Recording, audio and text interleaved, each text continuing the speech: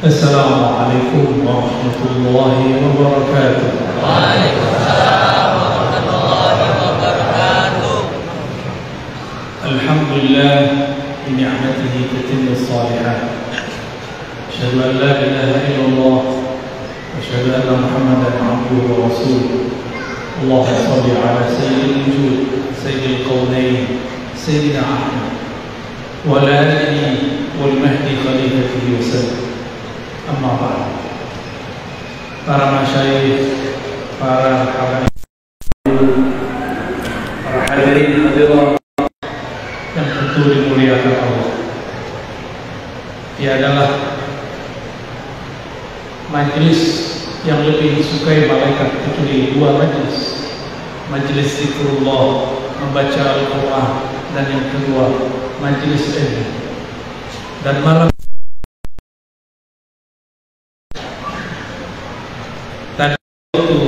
salat Isya, Syekh Ali membaca surat Ar-Rahman. Indahnya luar biasa. Ar-Rahman 'allamal Quran. Dulu di masa Rasulullah SAW ada orang nantang Sayyidina Ibnu Mas'ud. Sayyidina Ibnu Mas'ud ini mendengarkan semua lafaz Quran dari lisan Rasulullah SAW. Sayyidina Abdullah bin Mas'ud ditantang oleh orang Makkah. Waktu itu Nabi masih di Mekah, belum hijrah ke Madinah, belum. Apa kata mereka? Adakah kamu yang berani baca Al-Quran di Masjidil Haram, di hadapan para berhala, di hadapan al-asnam, para berhala-berhala? Kata Abdullah bin Mas'ud, aku berani. Maka berangkatlah dia ke Masjidil Haram. Sampai di sana dia membaca asyhadu an la ilaha illallah wa asyhadu anna Muhammadar Rasulullah. A'udzu billahi minasyaitonir rajim. Bismillahirrahmanirrahim. Ar-Rahman 'allamal Quran. Orang-orang kafir yang sedang tawaf kepada berhala langsung berhenti melihat siapa yang berani menyebut Ar-Rahman. Khalaqal insan 'allamahul bayan. Maka semuanya berhenti dan mereka mendekati Abdullah bin Mas'ud. Ketika Abdullah bin Mas'ud meneruskan bacaannya, salah satu mereka mulai menggebuki, pukul, dorong. Dia pukul. Alhamdulillah, tadi Syekh Ali baca Ar-Rahman tidak ada yang memukul. Alhamdulillah. Coba kalau hidup di zaman Rasulullah, saya yakin kita tidak kuat. Tidak kuat. Tapi di akhir zaman ada ujian yang lebih berat. Bertemu orang yang banyak dustanya. Al-Kazzab, Sayyidul Kazzabin, Dajjal. Itu musuh lebih berat.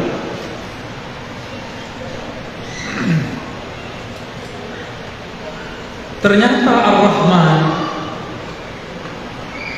nama ini sudah dikenal oleh orang Arab. Orang Arab Makkah musyrik. Mereka tidak sembah Allah langsung. Mereka menyembah Allah melalui berhala-berhala. Dan mereka kolektor. Tahu kolektor? Pengumpul, jami'ul asnam. Kolektor berhala. Mending kolektor duit, ini kolektor berhala.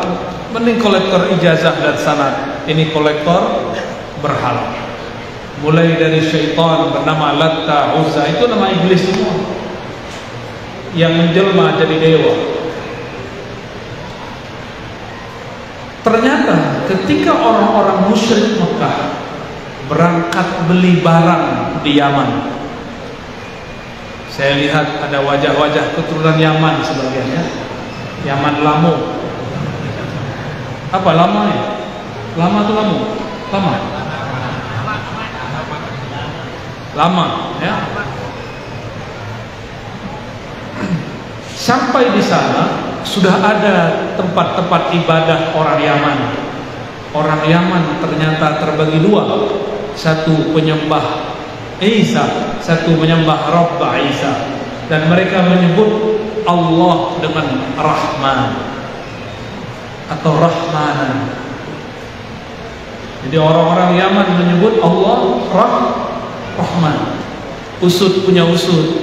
Mereka belajar agama ini dari misionaris dari Ethiopia, Raja Habasyah, seorang Nasrani yang menyembah Allah, mencintai Isa.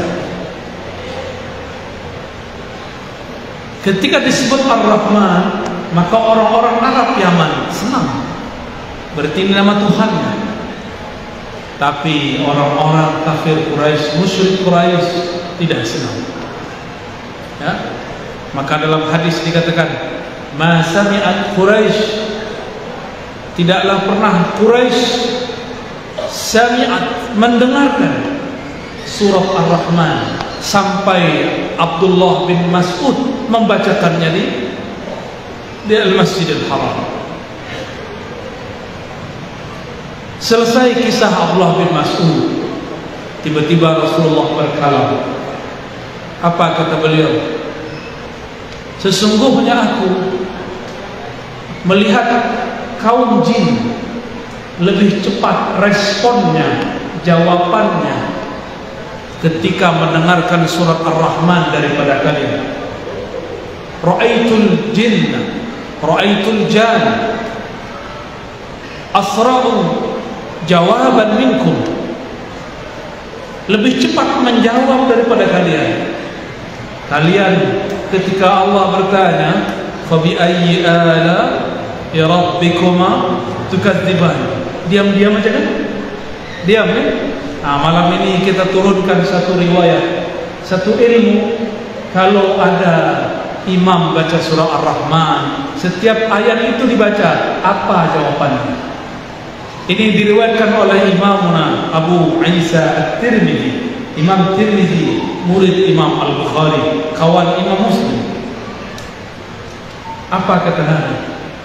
Ketika aku membaca ayat ini, "Fabi ayyi ala rabbikuma tukadziban", maka kaum jin menjawab. Apa jawabannya? "Ya Rabb, ma kazzabna bi ni'matika", kami tidak mendustakan nikmat Engkau. Ya Rabb, kami tidak mendustai nikmat-nikmat Engkau. Kalau tidak bisa bahasa Arabnya, cukup baca di hati. Ya Allah, kami tidak mendustakan nikmat Engkau. Ya, nanti kalau Syekh Ali datang lagi baca Ar-Rahman, dalam hati baca Ya Allah, dalam hati, bukan dilafazkan. Ya, la tatalafaz, kecuali pakai bahasa Arab. Ya, ma kazzabna ni'matak, boleh ya, jamak, boleh mufrad. Kami tidak akan mendustakan nikmat-nikmat Engkau. Ar-Rahman,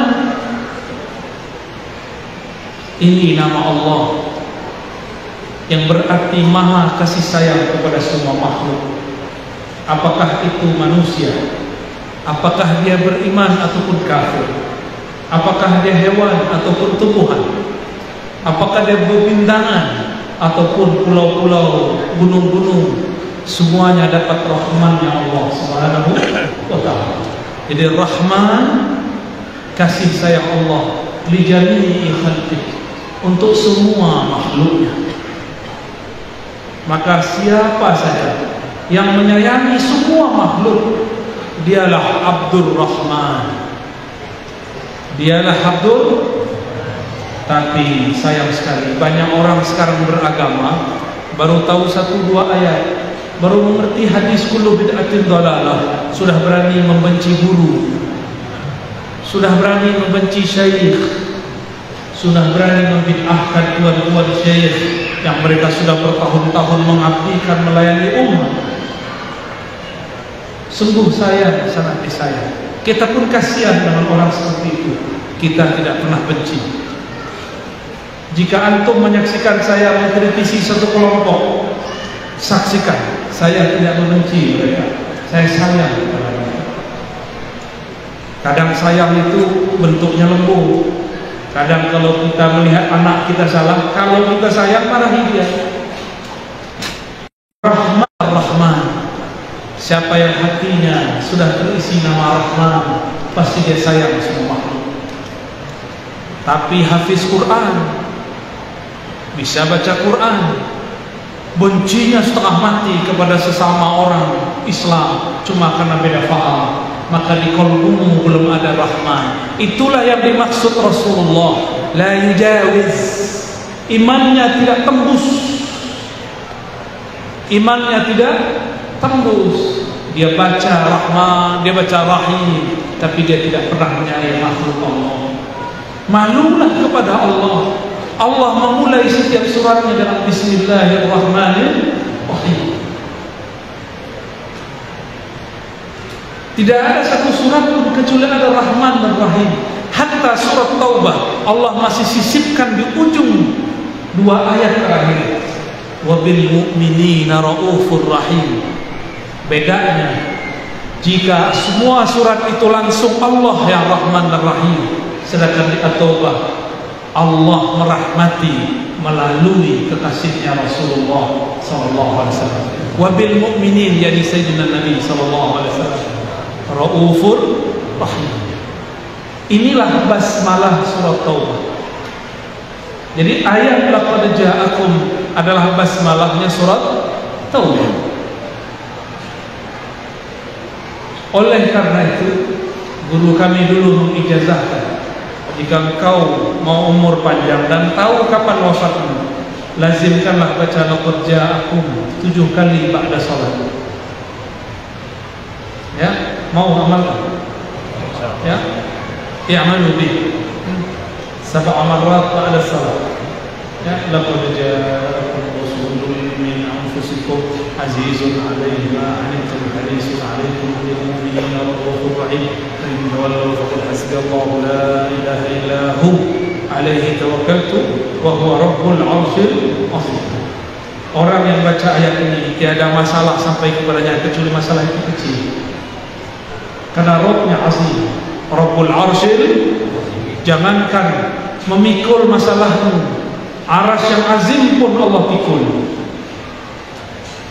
Maka orang yang mengamalkan dua ayat ini, Allah bahagiakan hari-harinya, Allah murahkan segala urusannya. Allah tidak ridha jika hambanya susah lalu lupa kepadanya. Ciri-ciri Allah cinta seorang hamba, Allah berikan kepadanya kesenangan supaya dia tidak lupa karena kesusahan. Ciri-ciri Allah sayang kepada hamba, Allah berikan kepadanya kesusahan karena khawatir sehamba lupa karena kesenangan.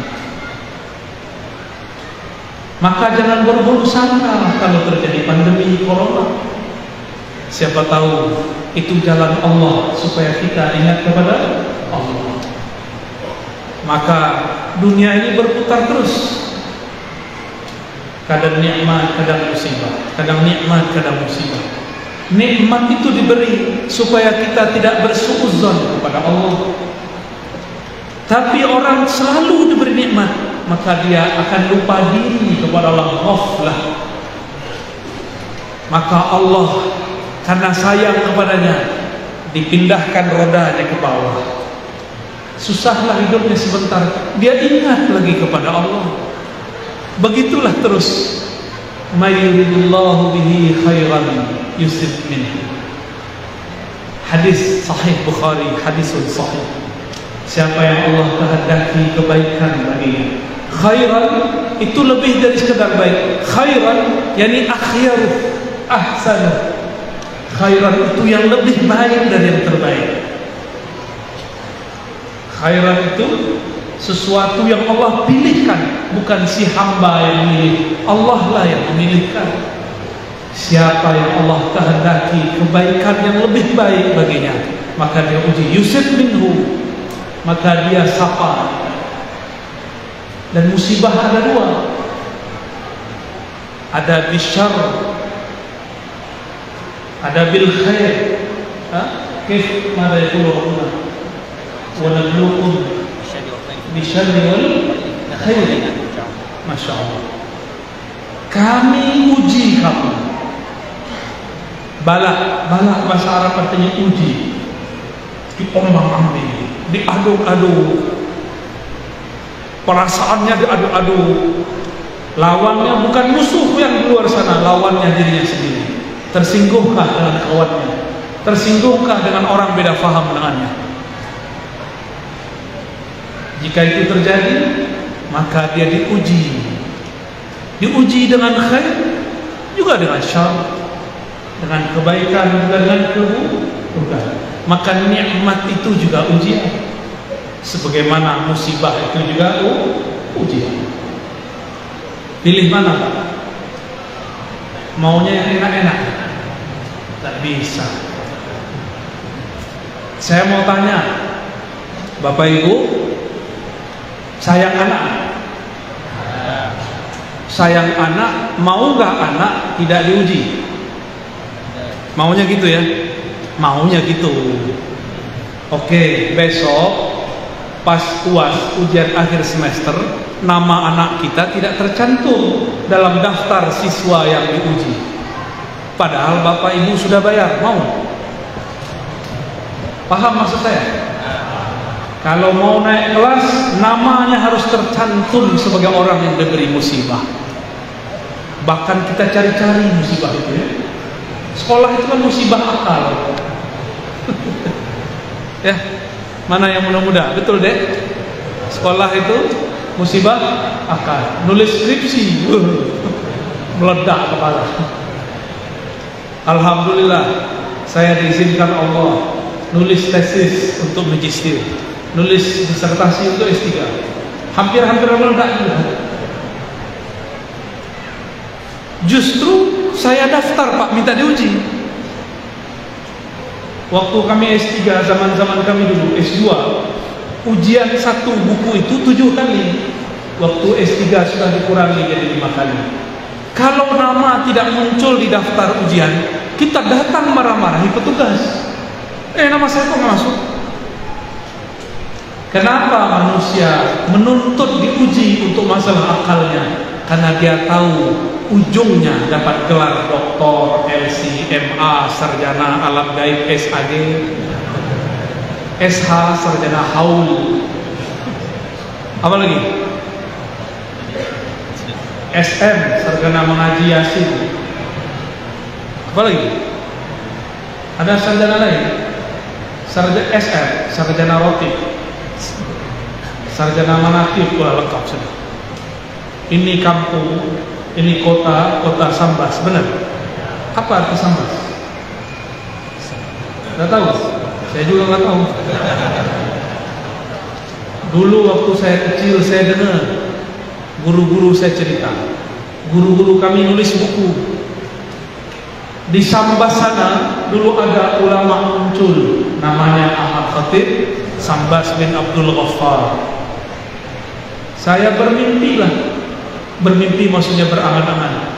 Coba kalau nanti sudah dewasa, saya berkunjung ke kampung Sambas. Itu dulu umur 13 tahun. Sekarang umur saya 35 tahun, mau 36. Alhamdulillah Allah wujudkan. Alhamdulillah tadi siang kita ziarah kepada ayahanda Syekh Ahmad Khatib Sambas, Syekh Abdul Ghaffar Qaddasallahu sirrah. Kami di Pulau Jawa, di Pulau Sumatera itu punya tarekat namanya Qadiriyah wal Naqsyabandiyah. Itu asalnya yang bawa orang sini, Syekh Ahmad Khatib Sambas. Masih ada orang Sambas beramal gitu? Benar. Kok wajahnya kurang bercahaya? Insya Allah masih bercahaya. Kadang-kadang ulama itu seperti mercusuar, kata orang. Terang di jauh sana, tapi di bawahnya tidak terang. Maka saya pun berniat pulang kampung tahun ini, ke kampung saya, minimal Ramadan, ingin membersamai ayahanda dan mengisi surau walaupun cuma 10 hari, beriktikaf bersuluh di surau, mengamalkan zikir-zikir yang dulu kita amalkan, yang diijazahkan masyayikh-masyayikh. Semoga di sini nanti ada lagi ya. Amin ya rabbal alamin. Syekh Ahmad Khatib Sambas pergi ke Makkah. Sampai di Makkah diremehkan banyak orang. Maklum, muka-muka Melayu, hidung mancung ke belakang. Ya kayak kita ini kan mancung ke belakang, kalau ini mancung ke samping. Akhirnya beliau ini karena wajahnya muda, orang Melayu, jenggotnya sedikit. Ini coba lihat jenggotnya. Padahal saya lebih tua 4 tahun daripada dia. So, saya lebih tua saya daripada Syekh Ali. Tapi jenggotnya, Masya Allah alaih. Dulu Syekh Ahmad Khatib Sambas, jenggotnya seperti saya, bahkan kurang. Umur 19 tahun jenggot belum ada. Paling seperti tusuk sate. Kayak antum ini, kayak gini. Padahal umur sudah 91 ya. Syekh Ahmad Khatib Sambas belum jadi syekh, tidak diterima talaqi oleh masyayikh Arab. Terdengarlah kisah itu oleh ulama Patani, ulama Melayu dari Thailand Patani, namanya Syekh Daud Fatani, murid dari Syekh Muhammad Arsyad Al-Banjari, murid dari Syekh Abdul Samad Al-Falibani, sekawan dengan Syekh Nawawi Al-Bantani. Maka dipanggillah Syekh Ahmad Khatib, kau belajar di sini, saya turun. Maka diajarlah ilmu syariat, ilmu fiqih, ilmu usul fiqh, ilmu qiraat, semua diajar. Aqidah sifat 20, aqidah Asy'ariyah Maturidiyah, mazhab Syafi'i. Setelah matang dua ilmu ini, Syekh Daud mengatakan, saya hantarkan engkau kepada guru yang cocok untukmu, namanya Syekh Syamsuddin Al-Qadiri Al-Makki. Diantarkan kepada Syekh Syamsuddin, mursyid tariqah Al-Qadiriyah di Makkah. Ditalqinkanlah zikir keras, la ilaha illallah. Dengan itu wusullah, sampailah kesadaran ma'rifat Syekh Ahmad Khatib Sambas kepada Allah. Diijazahkanlah ia, dan kita tidak mendapatkan sanad selain sanad Syekh Ahmad Khatib Sambas yang menyebutkan dari Syekh Syamsuddin. Berarti murid Syekh Syamsuddin yang bertahan ilmunya cuma Syekh Ahmad Khatib Sambas. Orang tapi orang Sambas meremehkan zikir ini. Ya, saya dengar-dengar sudah mulai ada yang membid'ahkan. Dia lupa, kata dia di Mekah tidak ada orang zikir-zikir begitu. La ilaha illallah. Ya salam ya akhi. Dulu ilmu ini diambil dari Mekah. Ente datang ke Mekah zaman now. Zaman now Mekah dikuasai Al-Wahabiyah. Saudara kita, masih saudara kita, jangan benci. Wahabiyah ini sangat keras. Mereka tidak bermazhab. Mereka anti mazhab dan menganggap sufi-sufi penyembah kubur, musyrik, khurafat. Kebetulan ini mantan. Dia lebih lama mantannya daripada saya. Ya. Jadi dia tanya sama saya, ya, kamu dulu kalau dengar sufi gimana? Sufi musyrik, saya bilang gitu. Oh sama. Pos dulu. Sama-sama mantan. Ya. Jadi kami itu kalau ngelihat ada orang dulu pergi ziarah-ziarah kubur, ubadul kubur, penyembah kubur, suuzon. Ada nggak orang Sambas sujud ke kubur? Ada. Orang Sambas ke kubur mendoakan ahli kubur, bukan minta ke kubur, ya betul. Kita tawassul tidak minta kepada wali, kita tetap minta kepada Allah. Kenapa sebut wali? Karena kita bersanad kepada wali. Laulal murabbi ma araftu rabbi. Kalau tidak ada guru mursyid murabbi, kita tidak kenal Rabb Allah Subhanahu wa taala. La yashkurullah, la yashkur, tidak bersyukur kepada Allah. Malam yashkurin nas, yang tidak berterima kasih kepada manusia. Dan dua golongan manusia yang paling berhak kita berterima kasih.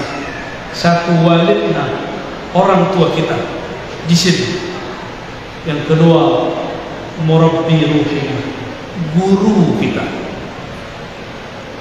Orang tua doa, ya Allah mudahkan rezeki anakku. Orang tua. Tapi kalau guru berdoa, ya Allah mudahkan rezeki muridku, mudahkan urusan dunianya, selamatkan dia sampai akhirat. Lebih sayang guru atau orang tua? Guru tiap hari doakan murid supaya selamat dunia akhirat. Orang tua paling cuma mendoakan selamat di dunia. Maka beruntunglah orang tua yang mendoakan keselamatan anak dunia akhirat. Maka Bapak Ibu, malam ini mulai kita ganti doa kita sebagai orang tua. Doakan anak, ya Allah selamatkan anak-anakku, saudara-saudaraku, dunia dan akhirat. Mudah tuh? Susah nggak? Mukmin yang dicinta Allah, mukmin yang mendoakan saudaranya.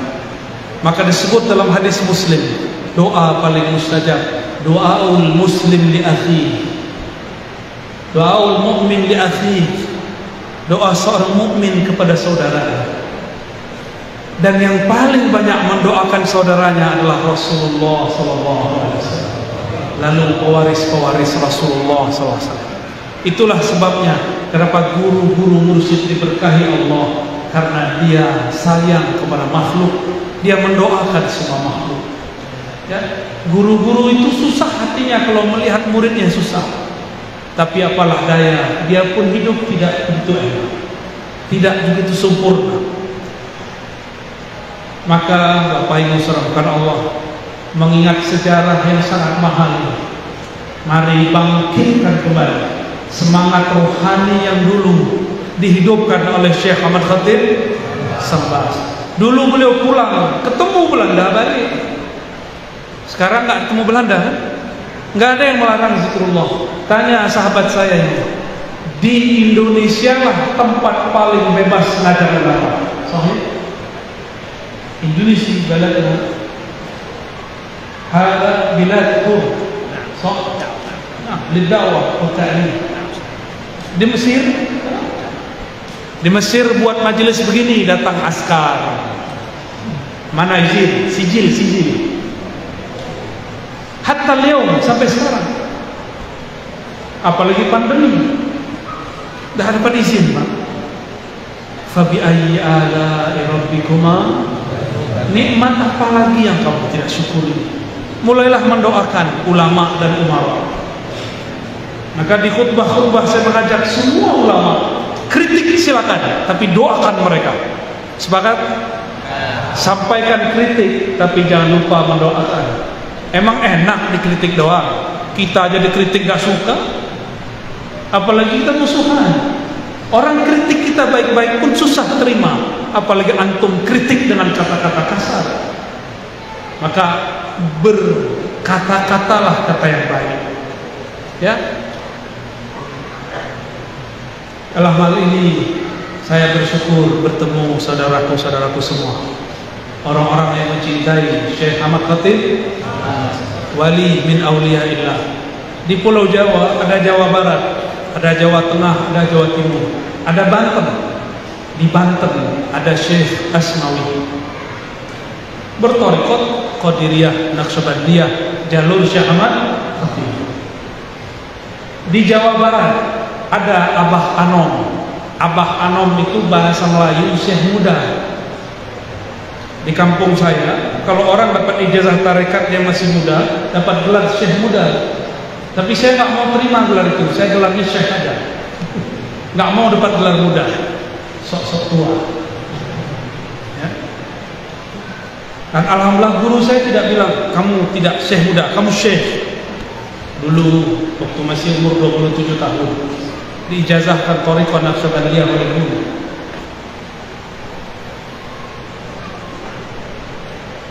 Abah Anam mengajar murid-murid dia di kampung kecil namanya Suryalaya. Tapi ilmu orang Suryalaya ini menyebar kemana-mana sampai ke jiran, sampai ke Malaysia, sampai ke Singapura, sampai ke Brunei. Orang berzikir dengan zikir Syekh Ahmad Khatib Sambas melalui Abah Anam. Di Jawa Tengah banyak lagi. Saya dapat juga ijazah dari Syekh masih hidup ya, Kiai Haji Ahmad Halwan. Beliau dari jalur kakeknya Zarkashi, bersambung nanti kepada Syekh Ahmad Khatib Al-Sambasi. Di daerah Jawa Timur ada namanya Syekh Ishaq, Syekh Uthman Al-Ishaqi Kedinding, dilanjutkan oleh anaknya Syekh Aswari Al-Ishaqi. Semuanya berthariqat Qadiriyah An-Naqsyabandiyah yang dulu diajarkan di Mekah dan di Sambas sementara oleh Syekh Ahmad Khatib As-Sambas. Kita perlu berbangga, tapi jangan terlena. Saya ini orang Sambas, ya ente orang Sambas tahu nanti. Ya sama nggak dengan Syekh Ahmad Khatib? Ya kalau nggak sama janganlah bangga-bangga dulu. Ya. Baik. Sudah ada ilham dari thariqah Al-Smartphoniyah, thariqah baru bid'ah. Kira-kira itu pengantar kajian kita malam ini, mengantarkan surat Ar-Rahman dan mengenang hamba-hamba Allah Ibadur Rahman yang bernama Syekh Ahmad Khatib Sambas. Semoga yang hadir diberkahi Allah. Amin ya rabbal alamin. Saya serahkan kepada MC kalau ada yang mau didiskus. Khabar.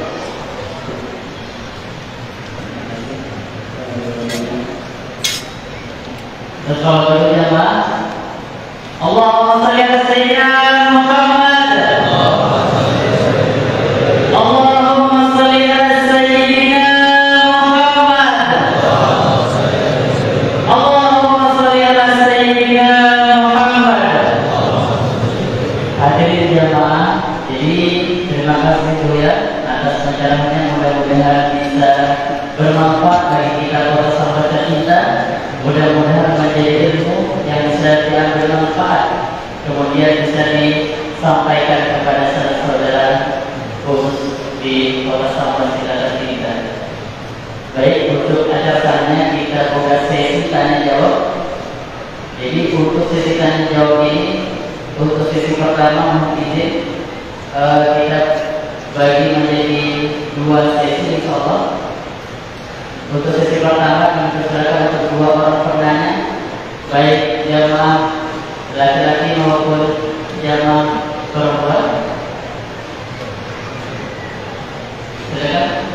Mohon izin panitia.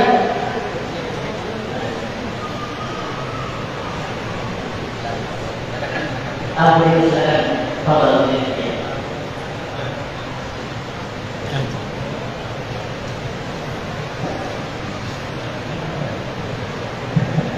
Bismillahirrahmanirrahim. Assalamualaikum warahmatullahi wabarakatuh. Allahumma shalli ala sayyidina Muhammad wa ala ali sayyidina Muhammad. Mohon pertanyaan ya mengenai mursyid. Bagaimana cara kita untuk mengetahui bahwa seseorang itu adalah mursyid, dan bagaimana sikap kita untuk kepada beliau, karena di dalam sekarang ini banyak pemahaman yang memang berbeda, dan untuk mencari mursyid itu memang sudah susah. sudah seperti baru dan bagaimana Baik. contoh musik yang sebenarnya itu. Baik. Assalamualaikum warahmatullahi wabarakatuh. Langsung jawab ya. Cara cari mursyid. Mursyid itu ada dua. Ada mursyid kolektor sanad. Ada mursyid wali Allah, kolektor rahmatullah, kolektor pengumpul ma'rifatullah. Kalau mursyid pengumpul ijazah banyak hari ini, dapat sanad tarekat ijazah tarekat banyak hari ini. Tapi mursyid ruhani yang musul ila hadratillah tabaraka wa taala, nah itu sangat-sangat jarang. Maka bagaimana cara menemukan mursyid? Pertama istikharah, kedua musyawarah, ketiga isyarah.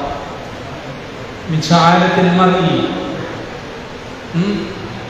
ay yastakhira ila Allah fi amri. Rawahu Ahmad wa kadzalika rawahu Tirmizi bilafzi.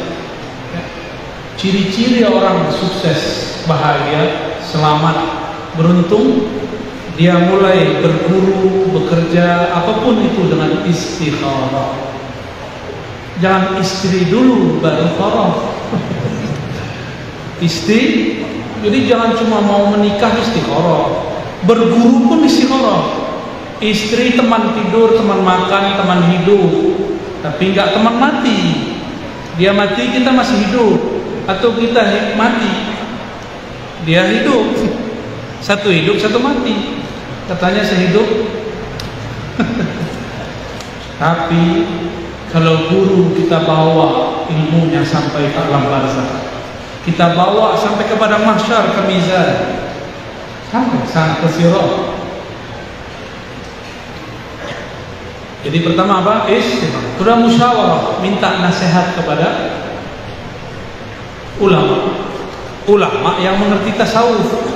Jangan seperti di YouTube itu, nanya tasawuf sufi kepada pembenci sufi. Apa kata dia? Sufi zindiq. Biasalah. Jadi kalau bertanya kepada ahlinya, antum sakit jantung, datang ke dokter mana? Ke dokter umum. Bahlul itu, ya. Sakit paru, datang ke dokter jantung. Lebih bahlul lagi. Kenapa orang-orang dalam beragama tidak sepintar ketika dia sakit badannya? Jika sakit rohani kolbu, datang ke ahli kolbu. Tanya kepada ulama yang mengerti kolbu. Jangan ulama yang tidak mengerti kolbu, yang hatinya kelabu dengan kebencian, kelabu dengan dosa, Allah ampuni. Tapi kelabu dengan kebencian, Allah tidak ampuni. Semua kita ada kelabu syahwat. Di kolbu ini ada belenggu syahwat, Allah ampuni. Kita naik turun iman kita karena syahwat, Allah ampuni. Tapi kalau di dalam kolbu antum ada kebencian, suudzon, Allah sulit mengampuni. Ya. Dan yang ketiga isyarah. Bertanya seorang sahabat kepada Rasulullah SAW, Man awliyaullah? Faqala sallallahu alaihi wasallam, Man idza dzukirallah.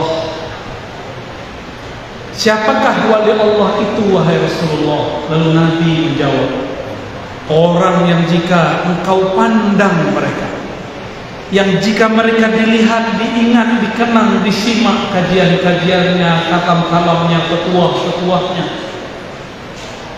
zukirullah, mereka itu membuat kita ingat kepada Allah.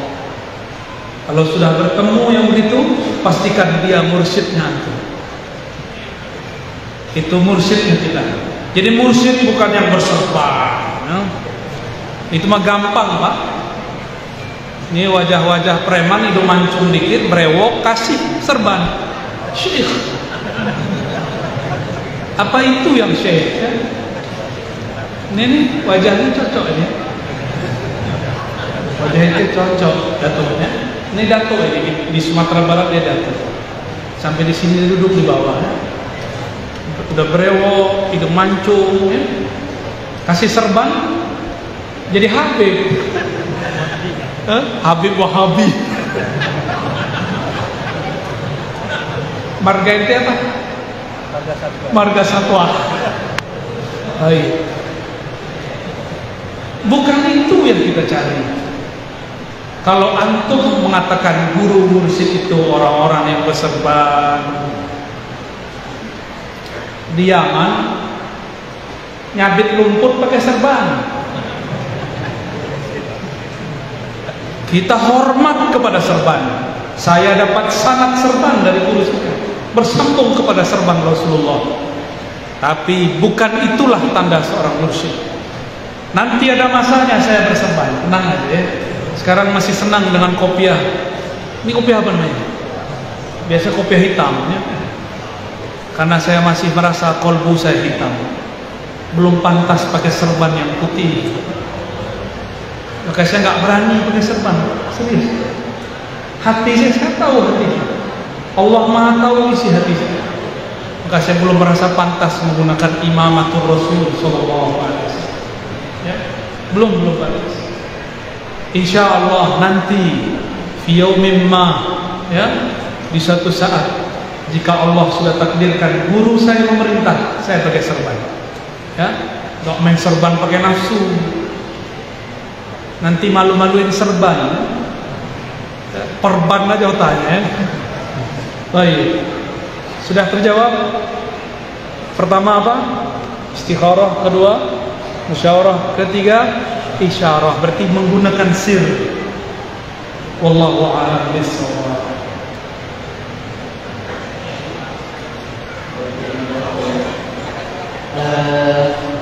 Jadi untuk pertanyaan kedua kami beri kesempatan kepada jemaah ibu-ibu, ya kan?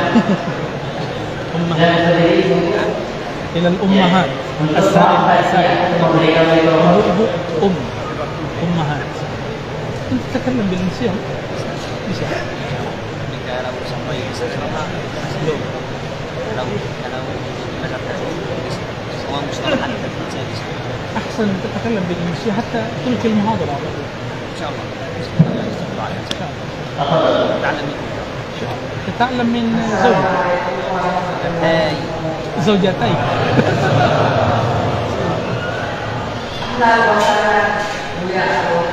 أهلا بك.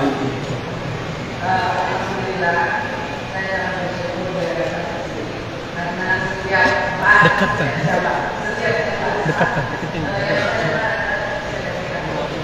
Mohon mikrofon dan dijelaskan.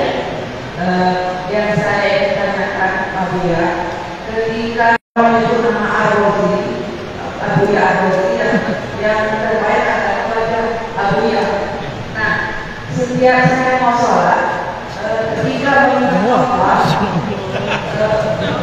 saya itu mau ingat Allah, karena saya kosong, jadi saya mau dari Abuya, apa yang harus saya ingat? Baik. Assalamualaikum warahmatullahi wabarakatuh. Qul in kuntum tuhibbuna Allah fattabi'uni. Jika engkau cinta mahabbah kepada Allah, mahabbah kepada Allah puncaknya ada dalam salat. Maka fattabi'uni, ikutilah aku. Rasulullah turunkan makna ayat ini, sallu kama ra'aitumuni usolli, rawahul Bukhari. Kalau engkau sholat, sholatlah seperti engkau melihat aku. Maka sahabat sebelum sholat mereka membayangkan Rasulullah di depannya.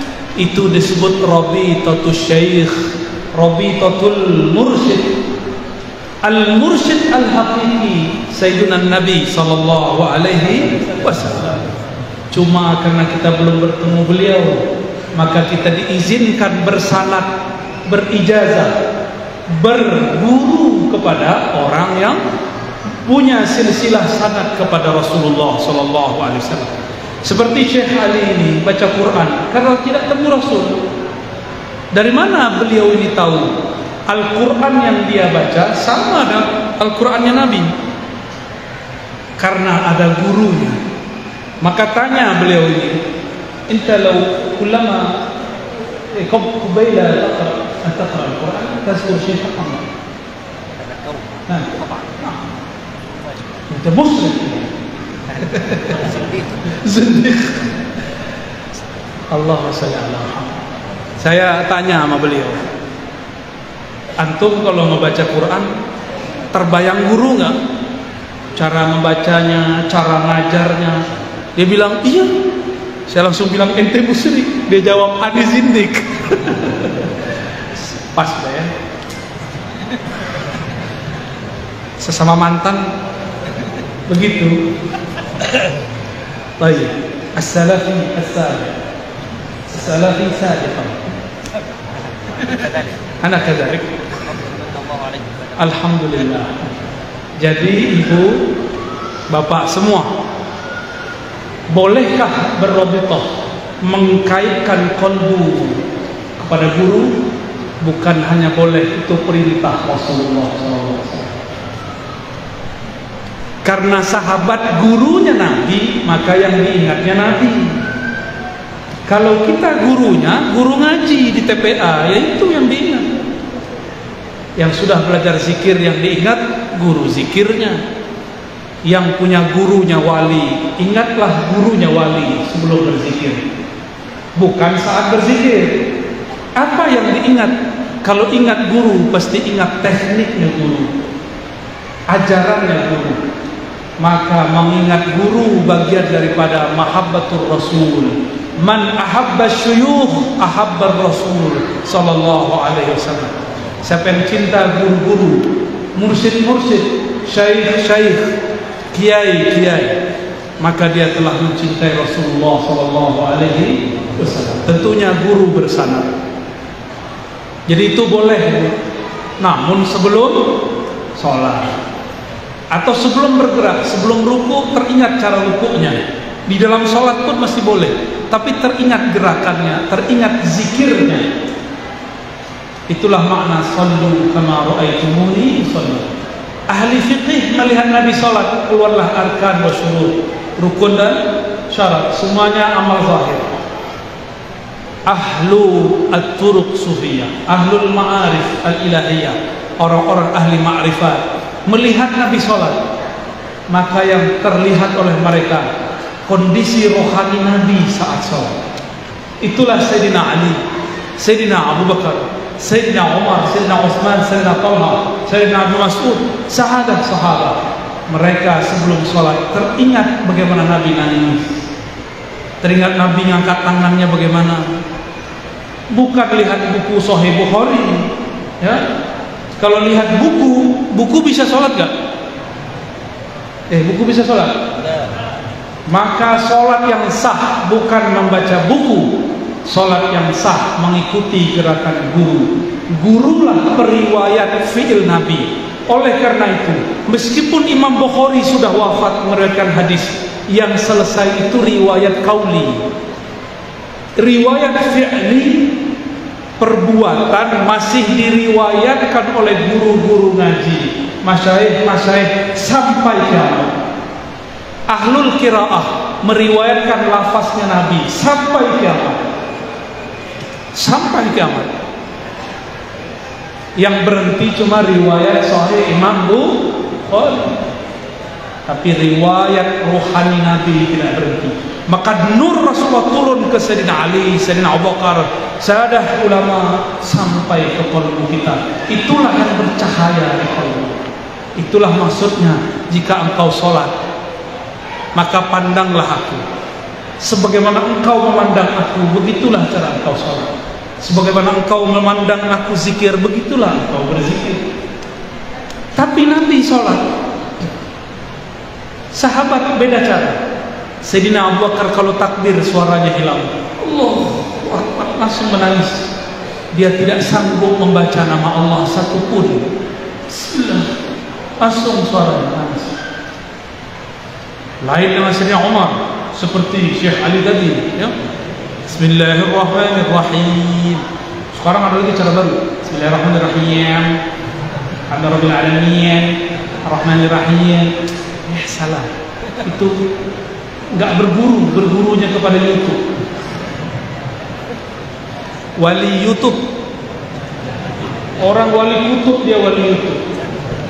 Kalau baca Quran saja mesti berguru, apalagi ingin memahami salah satu yang dipahami dari Quran adalah cara sholat. Ya, jadi jangan ngikutin suara. Mentang-mentang sudah baca on. Kawan kita saking fasenya, qul ya ayyuhal kafirun. Harus bagus. Kira apa sih? Pengen seperti orang Arab supaya jamaah nanti merasa sholat di belakang sudais. Besok-besok diajak undur. Ya salah. Gitu ya. Wallahu a'lam bishawab. Khalas? Wujud?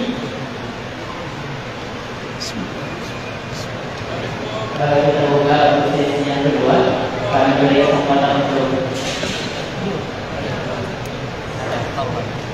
yang dari tadi nih.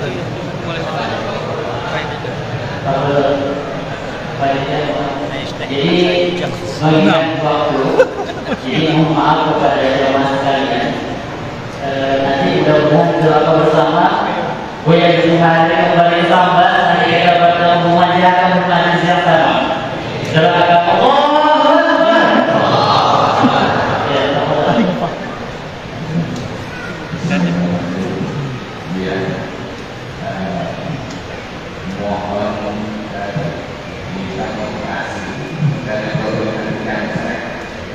Saat ini masih ada sebagian besar menganggap bahwa mereka yang sama ini sesat atau khawatir seperti itu ya. Karena ada perangkatan mungkin bahwa untuk menunjukkan bahwa jadi dia mau itu saya karyawan sebenarnya itu takut gila. Nah, kedua saya terima kasih kepada ya untuk memberi motivasi masyarakat supaya yang belum tahu ya, mereka karena godaan waktu tapi itu ya saya lebih saya sendiri ya jika ada teman itu ya bersaung mau maju takut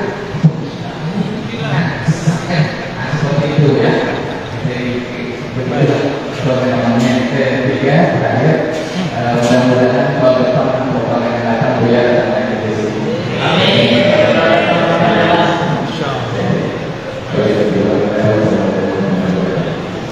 Bapak, saya gila. Hitung tarekat saya.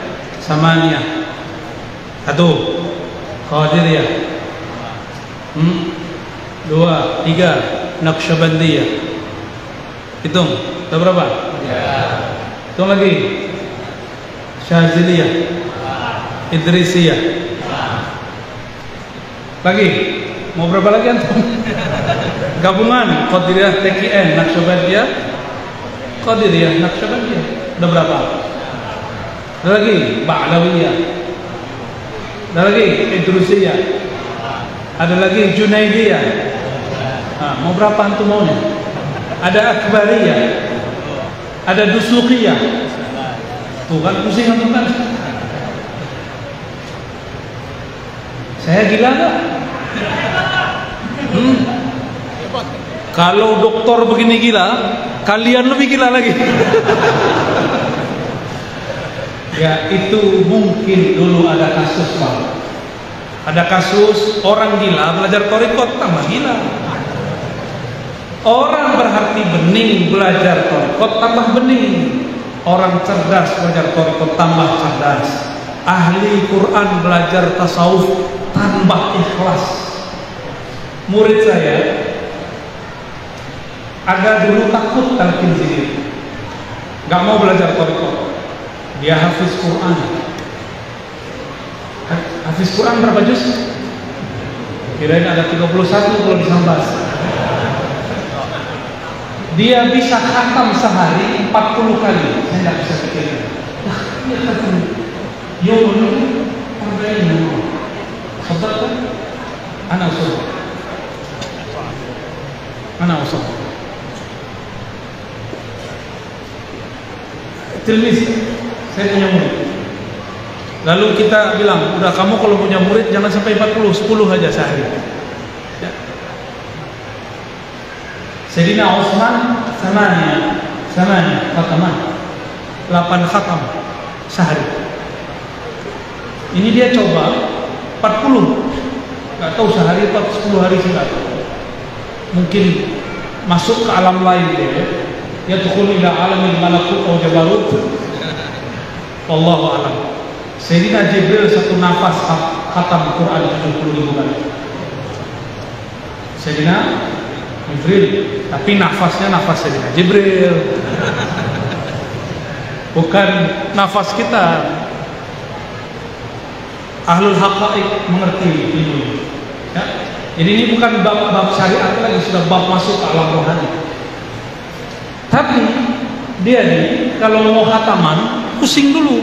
Oh, mau khataman takut salah. Mau mimpin jadi imam khawatir salah. Ini ada 2 orang yang begini. Takut ditalkin, tapi kemudian hatinya minta ditalkin. Kita talkin zikir.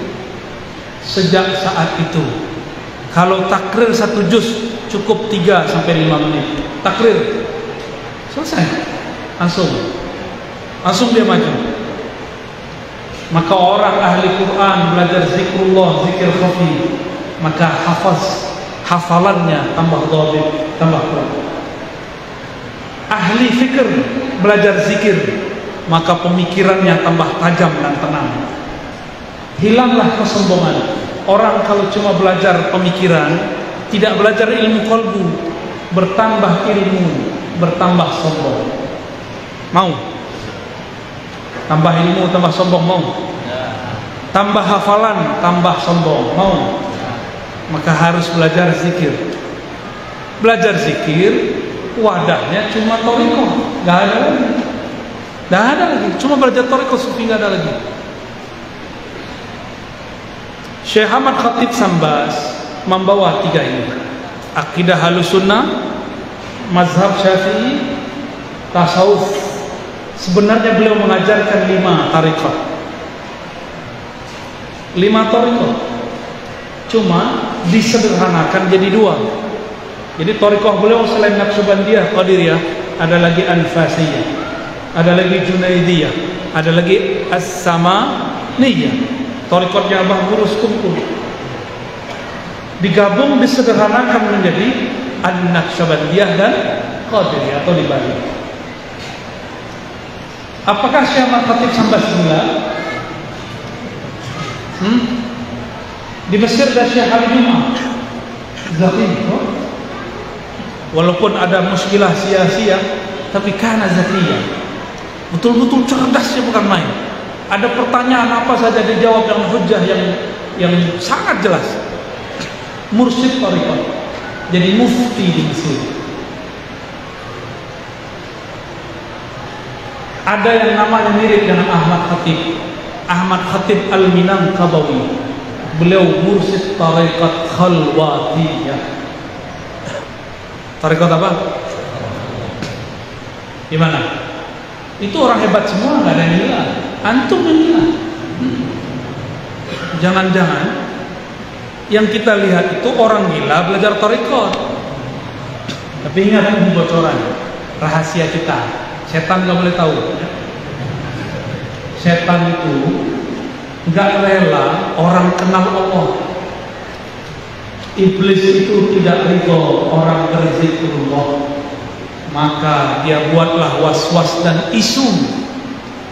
Dia buat opini, isya'ah, opini, isu bahwa bertasawuf itu junun, bertasawuf itu gila, supaya orang-orang yang separuh-separuh gila takut belajar tasawuf. Jadi yang benar, orang gila belajar tasawuf tambah, kalau orang waras belajar tasawuf tambah waras. Yang depan saya orang waras bukan? Pengen tambah waras? Pengen khusyuk? Belajar zikir. Cari gurunya. Ya, kalau masih ada di Sambas, temui mereka. Mohon maaf nih para mursyid, para wakil talqin, aneh kerjain antum ya. Nanti orang banyak datang ke antum semua. Saya pulang ke kampung saya, itu seorang mursyid datang. Dia marah tapi sayang. Apa kata dia? Karena kau nih. Loh, kenapa mursyid? Kenapa syekh? Karena kau nih 15 hari aku belum tidur. Loh, kenapa syekh? Mereka minta talqin semua. Mereka minta talqin semua. Ya saya bilang alhamdulillah. Ya dia alhamdulillah juga. Bahagia juga boleh. Alhamdulillah.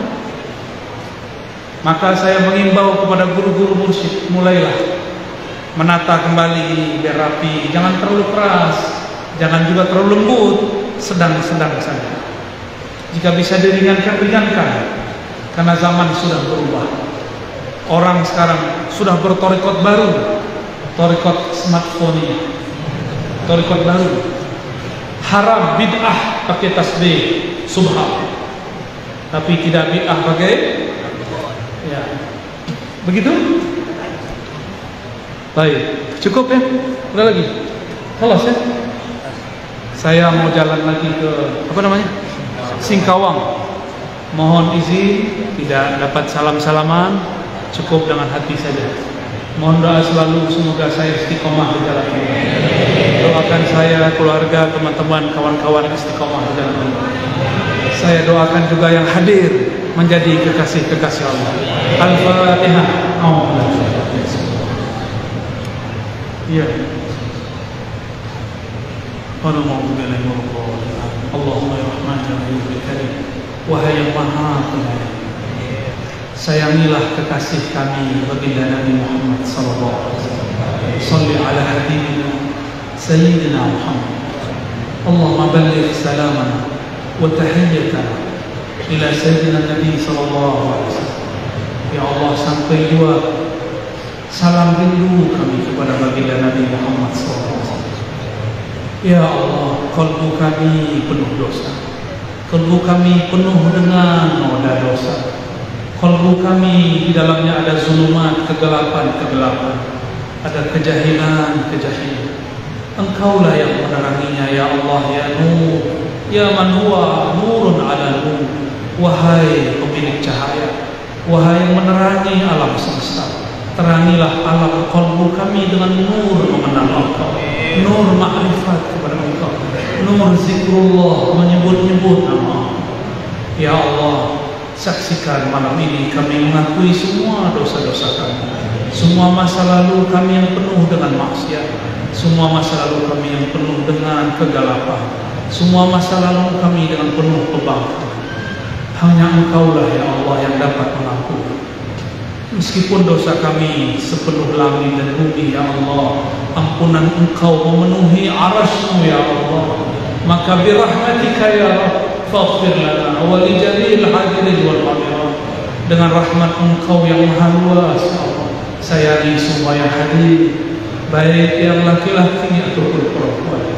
Allahumma ya Rahman ya Rahim ya Karim, birahmaniyatik fakhtimna bihusnil khatimah. Ya Allah, dengan kasih sayang Engkau ya Allah, maka hidupkan kami dengan nama-Mu, dengan mengenal Engkau, dan wafatkan kami dengan menyebut nama-Mu, dengan mengenal Engkau. Amin rabbal alamin. Rabbana atina fid dunya hasanah wa fil akhirati hasanah wa qina adzabannar. Bijahi Nabi sallallahu alaihi wasallam. Alhamdulillahirabbil alamin. Mohon izin. Assalamualaikum warahmatullahi wabarakatuh.